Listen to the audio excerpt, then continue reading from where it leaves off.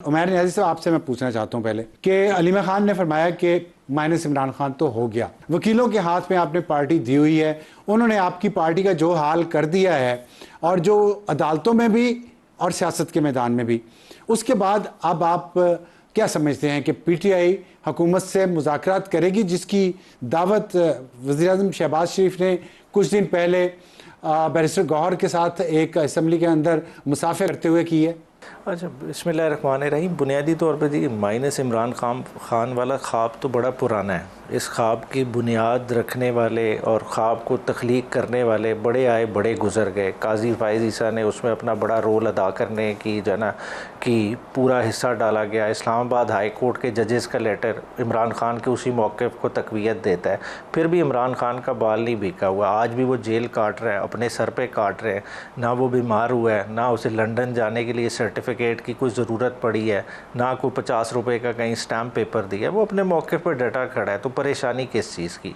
आज भी जो सपोर्ट बेस है वो इमरान खान के इर्द गिर्द जो है ना रिवॉल्व अराउंड कर रही है। तो मेरा नहीं ख्याल इमरान खान की किसी तरह की कोई परेशानी ना इमरान खान पे आई है, ना इमरान खान उस पोजीशन में है कि जो परेशान हो के कोई नील डाउन हो जाए। गवर्नमेंट की ख्वाहिशें बढ़ी रहीं और अभी भी देखें कि गवर्नमेंट का बोझ उठाने के लिए हर बार किसी न किसी को स्टेप इन करना पड़ता है इन्हें रेस्क्यू करने के लिए। आपने इतनी बड़ी लंबी तमहीद इनकी बांधी, इनकी कामयाबी की बात है कि इसी बजट का आप तिया पांचा करके देख लें कि एक डेट सर्विसिंग वाला बजट क्या वो आवाम को क्या देगा। पिछले साल आपने क्या किया? फेडरल पीएसडीपी का आप जो है ना 40% भी आपने नहीं यूज़ किया। फेडरल पीएसडीपी के मल्टीपल टाइम्स तो आप पैसे डेट सर्विसिंग में देते हैं। इमरान खान के बाद 3 साल में आपने 30,000 अरब खाली डोमेस्टिक मार्केट से कर्ज़ा उठाया। आप इमरान खान को कर्ज़े का ताना देते थे, उससे मल्टीपल टाइम तो इमरान खान की हुकूमत से ज़्यादा तो आपने कर्ज़ा उठा लिया।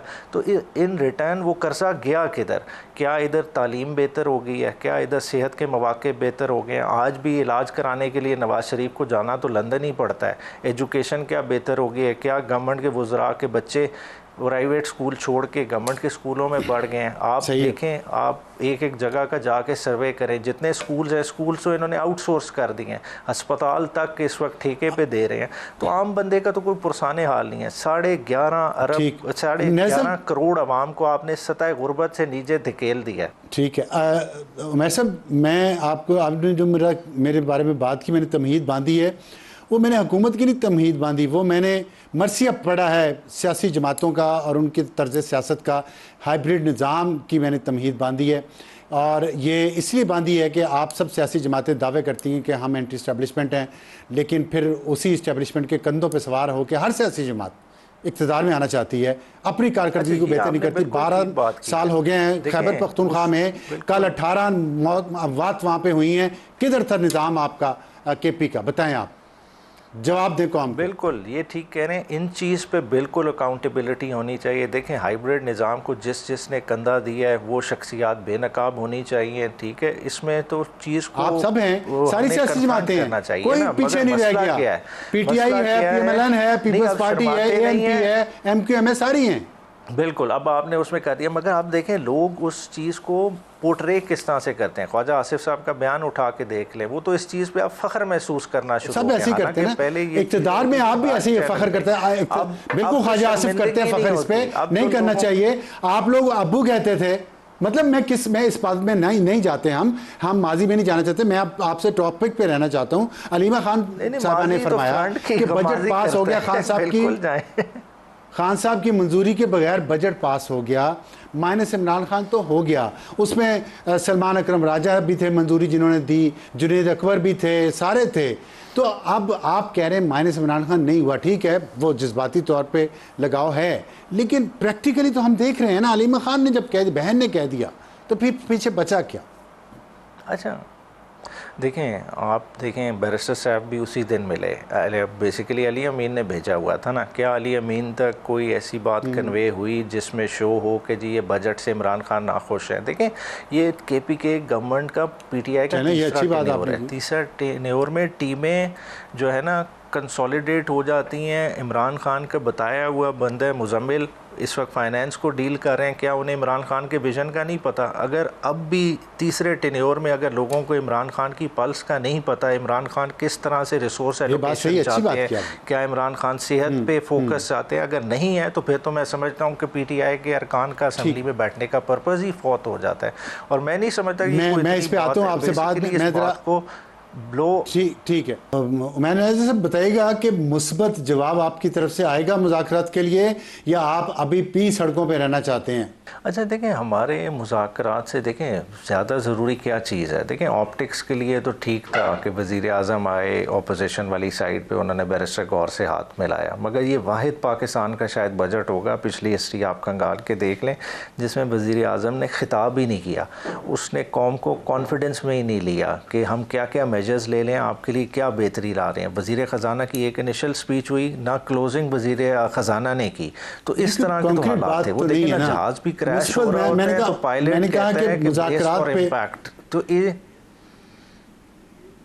नहीं, मैं मुज़ाकरात का पूछता हूँ, जहाज़ नहीं क्रैश हो रहा। अभी आपको बताया ब्लूमबर्ग इंटेलिजेंस कह रही है कि पाकिस्तान डिफॉल्ट नहीं करेगा, आगे चलें। मैं कह रहा हूँ कि सड़कों पे रहना है, लड़ना है, ये पार्लियामेंट भी, कोई पार्लियामेंट की भी इज्जत बनानी है। बात है देखें मुल्क ये हैव्स और हैव नॉट्स का बन गया है। देखें हम अपने लिहाज से बात करें तो हमारे लिहाज से नहीं क्रैश कर रहा, हमारे लिहाज से आइडियल अपॉर्चुनिटीज़ हैं। हम लोग देखें उस अल्लाह ने स्टेटस में बिठा दिए है, ब्लेस्ड हैं कि जी best of the world enjoy करें, मगर उस बच्चे का सोचें जो मेल न्यूट्रिशन का शिकार है, उस बच्चे का सोचें जो आपका जो है ना 22 मिलियन आउट ऑफ स्कूल है, उसका कौन सोच रहा है?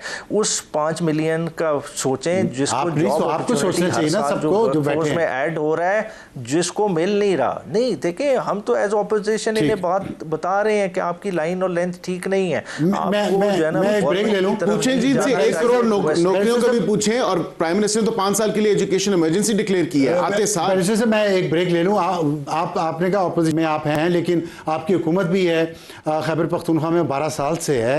उस पर हम इस अगले अपने सेगमेंट में बात करेंगे। इस वक्त हमारा आज का हॉट इशू है, क्या अली बिन गंडापुर को मुस्ताफ़ी हो जाना चाहिए? जो कुछ हुआ है खैबर पख्तूनख्वा में, और वहाँ पे हर साल हम देखते हैं कि टूरिस्ट के साथ कोई ना कोई हादसा ज़रूर होता है। पिछले या उससे पिछले साल एक टूरिस्ट को वहाँ पे ज़िंदा जला दिया गया, मार दिया गया उसको, उस पर ब्लास्फेमी चार्जेस लगा के। उससे पहले वहाँ पे इसी तरह दरिया स्वात में एक और वाक़या भी हो चुका है, वहाँ लोग डूब गए। जब इस तरह के हालात हैं, टूरिस्ट जाते हैं लाखों की तादाद में, और स्वात वैली की इकॉनमी पूरी डिपेंड करती है उन पर। तो वहाँ की सूबाई हुकूमत पिछले 12 साल में ऐसा निज़ाम को क्यों नहीं बना सकी कि टूरिस्ट के लिए कुछ फैसिलिटीज़ प्रोवाइड की जा सके, उनको गाइड किया जा सके कि कहाँ ख़तरात हैं, कहाँ नहीं है, और कानून का निफाज किया जा सके, और रेस्क्यू का जो निज़ाम है उसको बेहतर किया जा सके। बहुत ही एक अफसोसनाक ट्रेजिडी हुई है जिस पर हम बात करेंगे, और इस पर अली बिन गंडापुर पे दबाव पड़ गया है। ख़ास तौर पे गवर्नर खैबर पख्तूनख्वा, उन्होंने ये कहा है कि अली बिन गंडापुर को मुस्ताफ़ी हो जाना चाहिए। बैरिस्टर नियाज़ी साहब, आपसे मैं पूछना चाहता हूँ सबसे पहले, क्या आपके ख्याल में अली बिन गंडापुर को इतनी बड़ी नाकामी पे, और इसके अलावा भी सूबे में हालात बहुत ख़राब हैं, अंदर हुकूमत के अंदर बहुत लड़ाई, उन पे इल्ज़ामात बहुत हैं, उन पे और उनके साथी वज़रा पे करप्शन के, तो पार्टी भी चाहती है कि बहुत बड़ा तादाद पार्टी की चाहती है कि उन्होंने पार्टी की वर्कर्स की उमंगों के मुताबिक काम भी नहीं किया, तो आप समझते हैं उन्हें मुस्ताफ़ी होकर किसी नई क़यादत को मौका देना चाहिए खैबर पख्तूनख्वा में? अच्छा देखें, ये तो एक इस वाक़े पे तो आते हैं, मगर इस वाक़े के 2 एंगल्स हैं। देखें, टूरिज़म पाकिस्तान की बैकबोन होनी चाहिए। जब इस तरह के वाक़े होंगे, ये आपके इंटरनेशनल टूरिज़म को डिस्करेज करेंगे।